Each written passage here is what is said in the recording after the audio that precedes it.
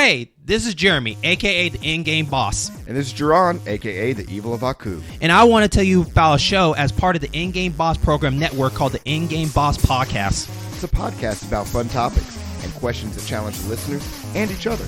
And we are on Podbean, Apple Podcasts, Spotify, and other listening services. But don't forget to subscribe to social media, Facebook and Twitter. So come by and enjoy the show.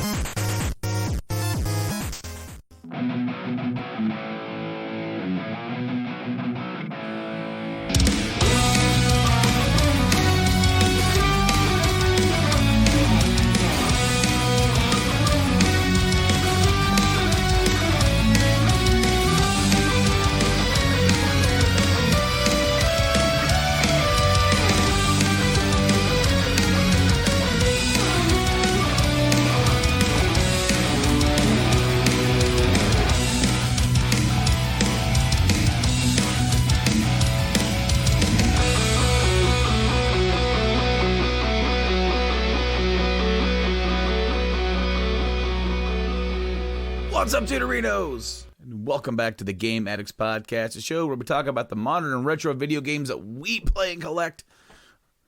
And also the show where I deep dive down into the best games or my favorite games, characters, stories, and lore. Welcome to the show, episode 149, right here on the Game Addicts Podcast. I am this podcast player, Brando, and I hope this podcast finds each and every one of you well. I've tried to say that over the course of the years I've been doing this show. I hope this podcast finds you guys well. But I mean it more than ever. I mean, things have just gotten so surreal. Nothing like what is going on right now in the world. That is the fire alarm. I assume someone was cooking something. Happens when I cook bacon all the time. So, the house isn't burning down. No, guys, the world is so surreal right now. I've never seen anything like this happen in my lifetime. Wow.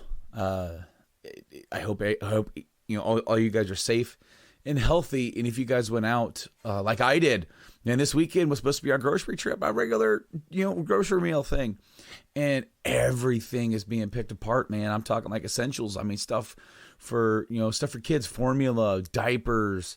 Wipes were gone, man. Thankfully, we do cloth diapers, and we do cloth wipes as well. We also have disposable stuff for when we're out and about, which we're not going to be, thanks to limiting social interaction. And I'm serious. A lot of people I know aren't taking the social interacting thing seriously, and I think that you should. I think everybody should. I think. Number one, it doesn't pay me much to stay home and play video games. I mean, come on.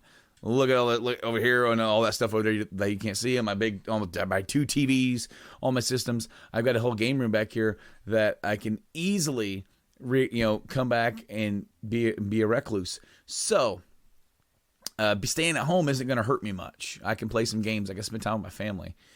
But, am I worried about myself getting sick? Not so much. I'm aware, and I'm taking precautions, and I don't want to spend the episode talking about this, but I have to because it's everywhere, and it's affecting everything, and so many people unfortunately have died from this thing, but hopefully by shutting down we can limit exposure, limit the spread, and also limit the overcrowding of the hospitals. That is the thing that I think people need to take into account when you get frustrated because they shut down your favorite restaurant, bar. Don't go out, like seriously. So many restaurants and food chains, KFC and Moe's, Moe's burritos, offering free delivery. If you order, I think the Moe's, it was like $10 order at KFC. I don't think there was one. I think there was just a slight fee if you ordered under $10 or under $12. It's like, hey, if you're craving the Colonel, you can still order the Colonel and get it delivered via Grubhub or whatever. So it's still going to be a thing, but also just be safe. Limit your interaction with people. And hopefully we can get through this. I just saw something today that I don't know if it was if it was experts or if it was just our administration here in the States saying that they expect to be dealing with this through July and August, and that is pretty much the summer. So 2020 is the year of staying indoors. And then of course, I mean, we've been needing to replace our furnace and AC. We were going to do that like literally within like a week or so here. But we, you know, when I went out, it picked up my normal groceries, you know, I went out to pick up, we do click list pickup for Kroger. And you know, they have stuff like that, I think, for Walmart. I'm not sure if Meijer has it yet, but some grocery stores have that. And it saves us a bunch of money because we're not, you know, impulse buying a bunch of stuff. Oh, I want this. Oh, I want that. Ooh, let's do this. And we can make a meal with this. And you know, it's not something that we planned on. So it's cut down on that. But quite literally, I was afraid that a lot of stuff that we were going to want to get was going to be gone. And some stuff was, for sure, when she did the order. So I knew when I was going to be out and I saw stuff still there. This was on Friday evening. You know, I was like, all right, I'm hitting Sam's Club and I'm hitting Walmart. And Sam's Club was busy. Meat department was barren.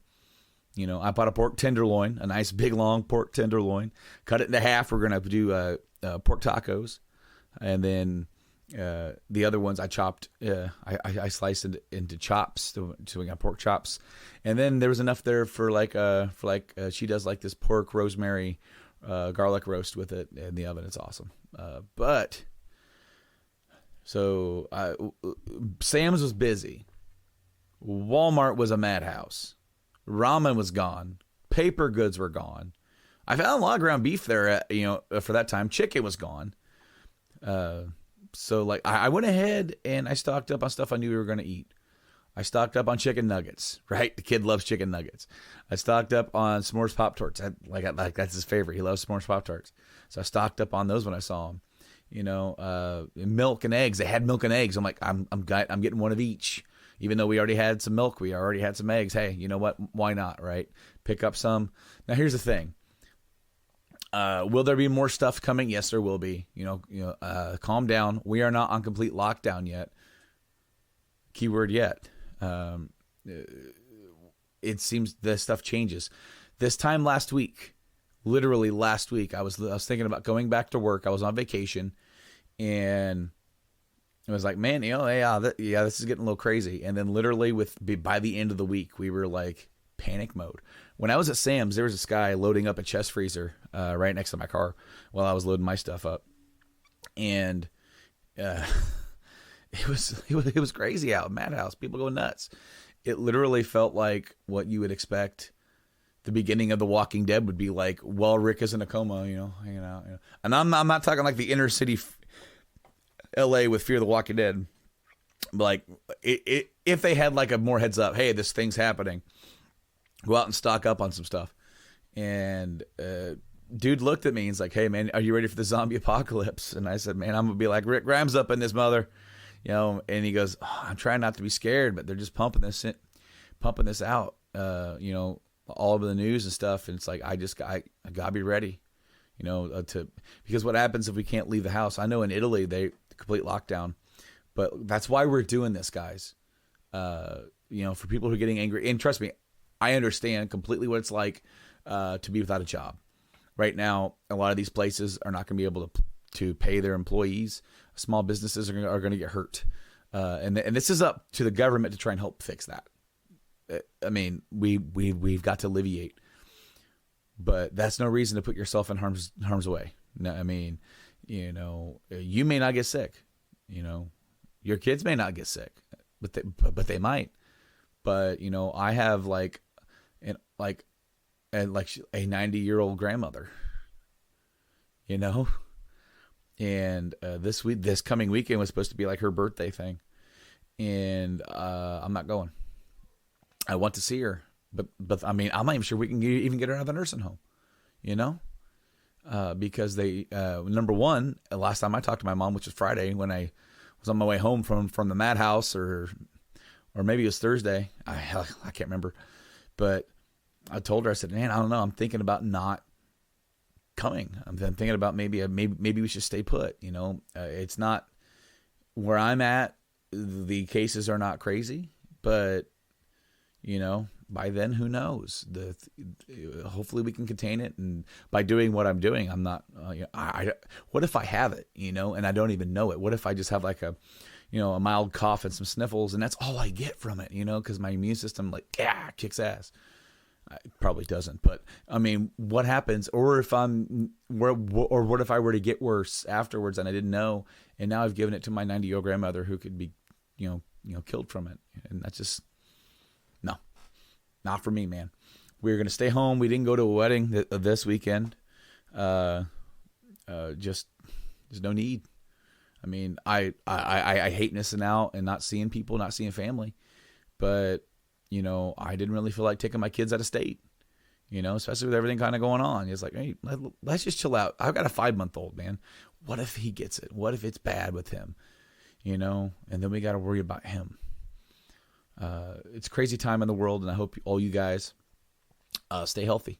And during this time, now that I've spent 10 minutes talking about doom and gloom, I kind of want to do an episode. I've never wanted to talk about current events so much that it overtook the show, but I feel like I had to for the first little bit, just to touch base. I'm still good. My family's good. Everybody that I know is still good. And I hope all you guys are well. If you guys aren't, all of our positive energy going towards you guys. Even positive energy, even if you guys aren't sick, just positive energy. Let's just give that positive energy out over the wavelengths and everything. And the great thing about, doing the show is that I can interact with you guys and in a way that doesn't, hey, I'm sitting here at my gamer and playing games. Or talking about games, to the very least, which I do want to get back to playing games, on the streams. I haven't streamed in a bit, man, and that's on me. That's kind of been my own thing. It's been I'm not sure if it's a confidence thing. Sometimes I get in a mode where I'm really confident and I can sit here and do this and talk. Same thing with the podcast. That's why the podcast hasn't really had a dedicated release schedule. It's difficult for me sometimes alone to stay confident.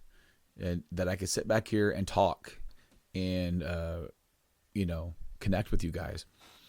And sometimes that's difficult to do. I get in a mode where I don't want to do anything. I'm not sure if that's like slight depression or what, but it's just a mode where I feel like you just kind of sit there and you're just like, I don't know if I have I'm not sure if I don't have the energy for it or if I just don't have the confidence, but whatever it is, I did want to do this episode because there's a lot going on, man. There's a lot going on in the world. We just got the full specs revealed for the Xbox Series X. I watched Digital Foundry kind of take it apart a little bit. Got to see the insides. We got to see their little memory expansion, that SSD memory expansion. Apparently, the Series X games, it's going to come with I'm not sure if it's a terabyte or like SSD, but that's how you launch your games, and then you're going to have another terabyte hard drive where you just store your games. I do assume the older, backwards compatible stuff will be able to be launched from that drive, but I'm not 100% certain. I think you will be able to. I would think you would, because they don't require as much as the newer hardware would. But it looks pretty cool. It looks definitely weird standing up next to the Xbox One X. And go ahead and go through the specs here that have been put out. So we already know that it's got 12 teraflops of computing power that will enable the system for true 4K gaming and video with up to 120 frames per second. Yeah. The console will also have 1 terabyte of custom SSD, and will be ready for 8K gaming when the developers finally make the games for that resolution. I'd probably think that it won't run that at the 120. We'll be lucky if we get 8K at 30. However, this thing is a pretty big beast. So The console uses a custom AMD Zen 2 CPU with 8 cores and a custom AMD RDNA 2 GPU, and will include 16 gigabytes of GDDR6 RAM, along with a 1 terabyte NVMe SSD storage drive. Gamers can also expand the storage through the expansion cards, like I said before. The changes to the memory allows for new quick resume feature that allows players to cycle between saved games. So, does that multiple games, or what is that? You know, if I'm playing Halo, the new Halo, and then I want to switch to the new Forza like that, is it just going to be like boom, boom, you know, switch me over? Or is it just the fact that it's going to be able to just like, you know, pick up and go? I will say I'm very impressed with the Xbox One X and its ability to pick up right where I left off, because I've been playing through the original Red Dead Redemption. I played through RDR2 over the holiday season just to, you know, test out the new Xbox One X, or my new Xbox One X, and you know, and its visuals. And I haven't played the story for the original in a long time, but almost probably about like 10 years since it came out. And I just wanted to kind of play through it and see how far, you know, they had thought of what, you know, just experience that, you know, again, going from the prequel to now the original. And I believe I played it the last time I played the game, wasn't this past Thursday, but the Thursday before. So it was like earlier on in March. Well, I fired it up yesterday. First time in like a week and 3 days or whatever. And there was, okay, launch RDR, you know, and I launched it, and it was right where I was. Isn't that nuts? Boom, boom. I'm back in the game. Absolutely crazy. So yeah, guys, go check out the YouTube channel for Digital Foundry. They have a hands-on with the Series X impressions, and you know, they get to take it apart and you get to see the insides of it. And they also get to show off that little expandable memory, for which Xbox has teamed up with Seagate to do that. So pretty interesting to see all of that. And man,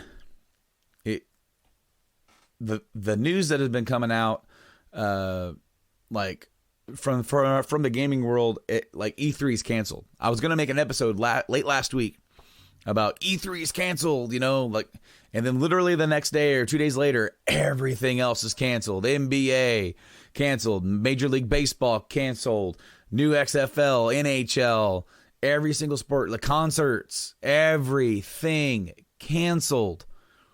Holy cannoli, everybody. Cons are canceled across the board. And now a lot of states are limiting social gatherings to 50 people. I've heard about churches encouraging the people to still come to church. And I heard that this was on Sunday. This was a church up in the northwestern part of my state, up near Chicago, you know. And they were still like, there's like 200 cars at this church. And I'm just like, oh my gosh, you know, stay home. You stay home. A lot of these churches are offering like live streaming stuff, so that's cool. We live in a digital age where we can easily access and live stream, unlike what I'm not doing now. But I mentioned, well, hell, I don't even think I mentioned on this show proper. I have played the FF7 demo, the remake demo. The reason why I'm confused is because I'm doing something for 150, and I've talked about it with some other people. So there's that. However, I played it, and it's amazing. I've already watched it before. But there's another demo coming out, and it's here just in a couple of days. It's coming out on March 19th. It'll be available on the PS4, Xbox One, and Steam, and that is the Resident Evil 3 Nemesis, or just Resident Evil 3, as it's, they're dropping the Nemesis code name. It's just Resident Evil 3, the remake of the old game, and you're going to be able to see the new take on Raccoon City. I assume this is going to be some of the demo that people have already played. So I'm excited to try it out. I've heard a lot of things, people who have had hands-on with it. Now, according to this article, it says that, you know, according to Capcom, players won't be able to just charge through firing off shots at Raccoon City's T-Virus experiments. Unfortunately, those that expend too much ammunition or use too many healing items early can always try again. The demo can be played through a limited number of times, so it won't be like the one shot for Resident Evil 2 where you only got to play it for like 30 minutes, like 30-minute demo is all we got. And so yeah, we are going to get to play that. Also, they announced the open beta for Resident Evil Resistance begins on March 27th. It's weird to have that demo or that beta is coming out like literally like a week before the game. That's kind of weird. But be it as it may, yeah, looking forward to that demo, and I'll be talking about it here on the next episode of the show. And I'm looking forward to playing that. And I'm not sure if I'm going to play that on stream. I am committed still to playing FF7 Remake, my entire playthrough on stream, and put up on the YouTube channel. So that's still going to happen. Speaking of Steam, I spoke of Steam. Apparently, just the other day, I think it was Saturday, Steam hit a record 20 million players logged in, while 6.4 million were playing a game concurrently.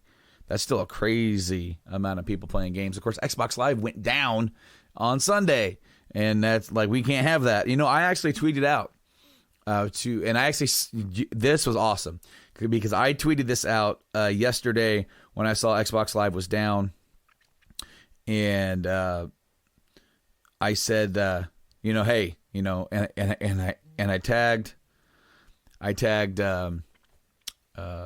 Phil Spencer and Major Nelson and Xbox, whatever, saying, hey guys, since we're shutting down, people are encouraged to stay home. How cool would it be to offer a free 2-week trial of Game Pass Ultimate for people with computers and Xboxes? After seeing how many people were logged into Steam, it's like, hey, it's 2-week trial. I mean, everybody's gotten at least a 2-week trial of the damn thing before. You can do it, but I did see that somebody much bigger than me, Gary Whitta. He said, Phil, how about making Games Pass free for the next couple of months? And I'm like, months? See, I was just shooting for a couple weeks. But hey, Gary Whitta, he's got my vote. I retweeted that. It was like all about that. So if that happens, let's give old Gary Whitta a pat on the back. Man. The other bit of news, I found this on Twitter. Found this on the great wide Twitter world, and I don't know if it's true. Take this with a huge grain of salt. But this was broken by jackofallcontrollers.com, or at least they reported on it. That's where I saw it.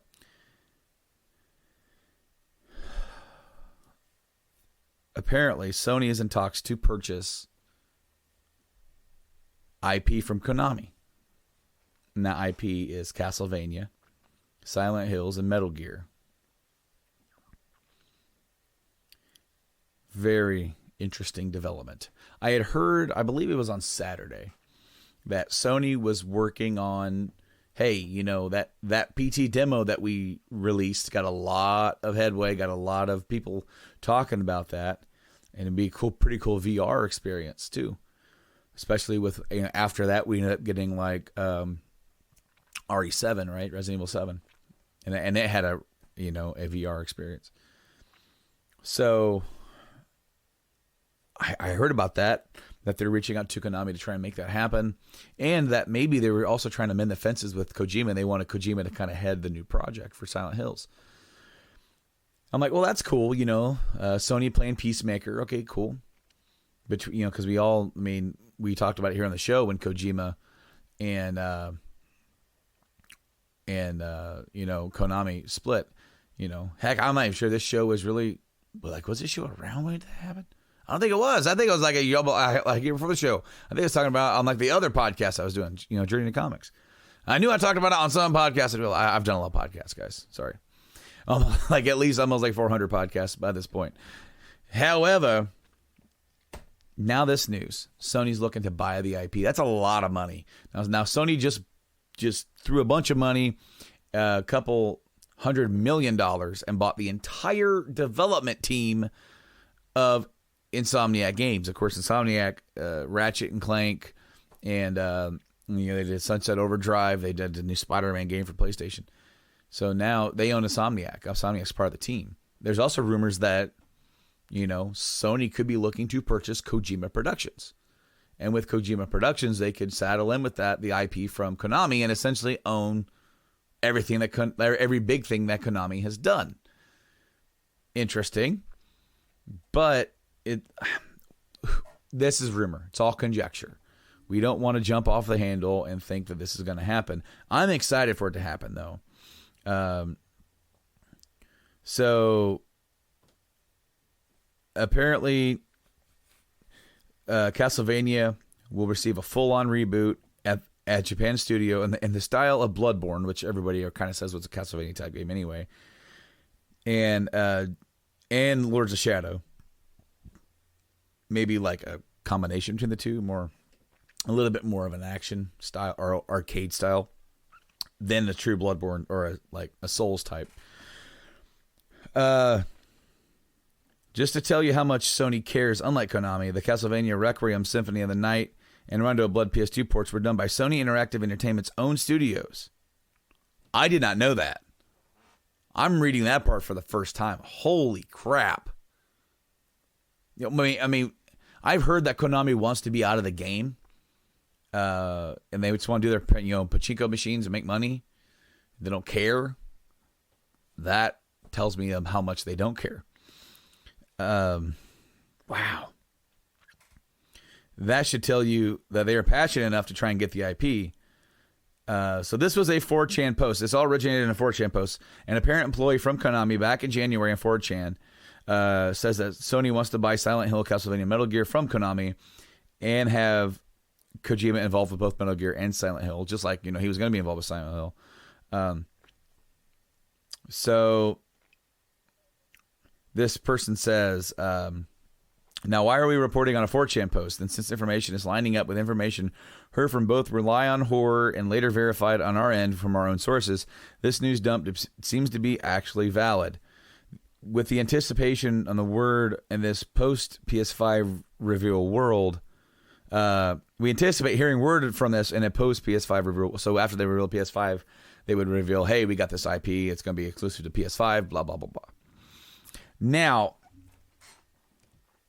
it makes total sense that Sony's trying to buckle up because Microsoft is doing the same thing. Microsoft's trying to buy some devs. They have done so. They got Obsidian and some other teams, and they're trying to boost their own collective brand of their own exclusives going out there. Sony wants to do the exact same thing. That's why the rumors of them buying Kojima Productions wasn't that wild to me. It's like, well, they've already just worked on them with Death Stranding.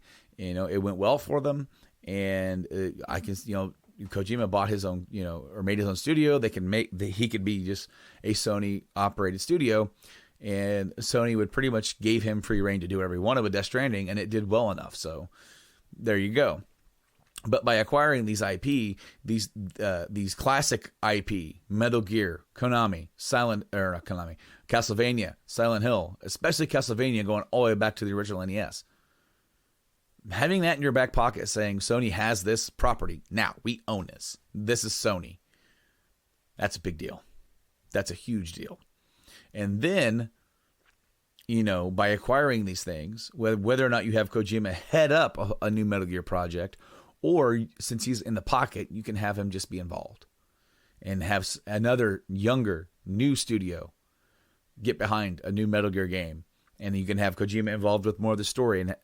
But the thing with Kojima is, from what I understand and everything that I've seen from all of his releases, he's always says he wants to pass on that torch. He wants to let other people kind of, you do the thing and, I'll be over here cheering you on. He's a very hands-on kind of guy, and it's hard to please. And that's why he's never backed away from the Metal Gear project until he left Konami entirely, because it's like, I have these new Metal Gear games are going to get made. I'm going to make them because nobody else can match up to what I want them to be anyway. So time will tell, because these consoles are probably going to get delayed with this pandemic all across the world going on. Things getting delayed, canceled. live events and all that kind of stuff. But also, I imagine this stuff. Here it is, putting vibes out there. Here in the next few weeks, we are getting Resident Evil 3. We're getting Final Fantasy 7 Remake, and we just got Animal Crossing, right? But then, at the end of May, we're getting Last of Us Part 2.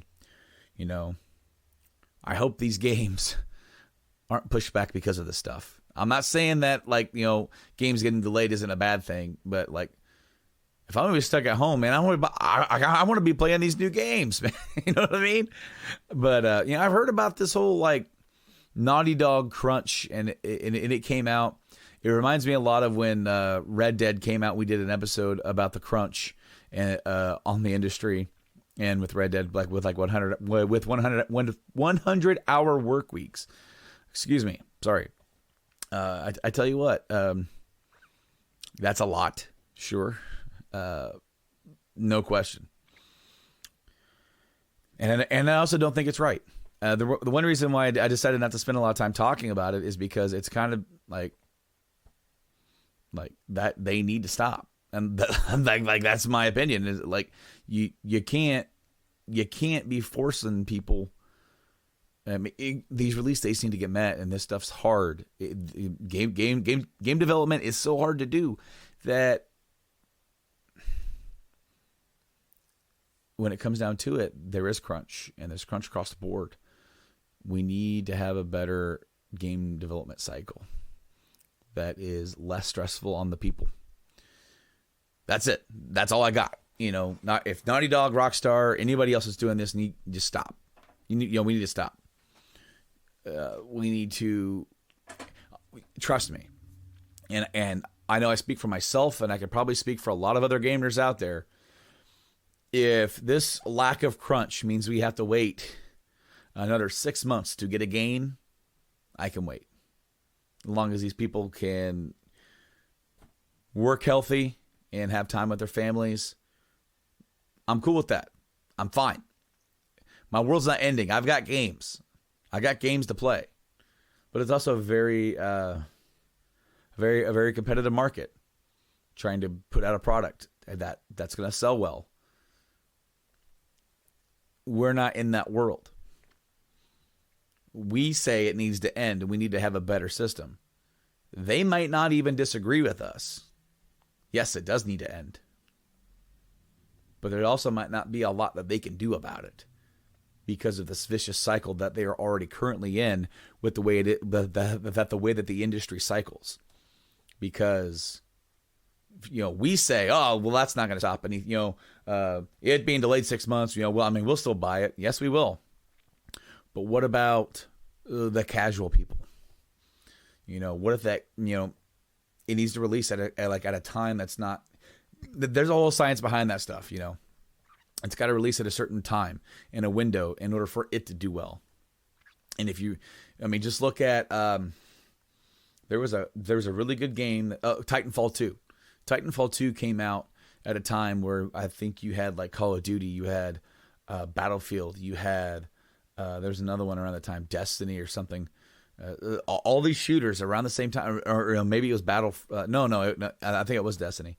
Destiny 2 or something. All these games came out right around the same time, and Titanfall 2 just got forgotten about because there was just too much going on. And how much BS would it be if Respawn, making that game, had to hit a certain crunch level to make sure that they hit the holiday season just to have their game fly under the radar because of all these other shooters, when maybe if they would have waited to release it around January after all this hubbub had died down, that the game might have sold better. It is what it is, guys. I hope you guys are all doing well. This is going to be kind of a shorter episode of the show. I'm excited for some anticipation for some new console news, but we're probably not going to get them this year. I'll be honest with you. They're probably going to launch early next year. Once all this stuff is kind of blown over, to rush them out now, if we're still dealing with this into the summer, like they say, we could still be economically reeling from it, because the economy right now it's in the dirt. The Federal Reserve lowered interest rates to 0%, which is insane. They haven't done that since the economic crash of like '08, right? And times are going to get tough for a lot of people, maybe even myself included. But for as long as I can, I'm going to be right here with you guys about every week, every other week, doing a show. I'm going to try and get myself confident enough to hammer down an exact day that I'm going to release. That way, you know, you guys know when I'm coming. But hope you guys stay healthy and hope you guys are well. The next episode is 150, and I got some cool stuff planned for that. Going to have some friends joining me, and I'm looking forward to seeing you guys. I will try to live stream it. Maybe. We will see. I would like to, however, just how I'm going to be doing it with how I'm going to be doing the whole setup with some other people. So I need to get the whole thing set up and see if it's going to work the way I want it to work. If not, the video will be available on YouTube as always, just like the podcast is available on podcast services all around the world.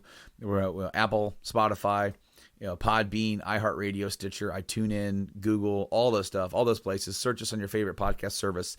If Game Addicts Podcast is not there, let me know. You can reach out on social media, Game Addicts Play, right down there.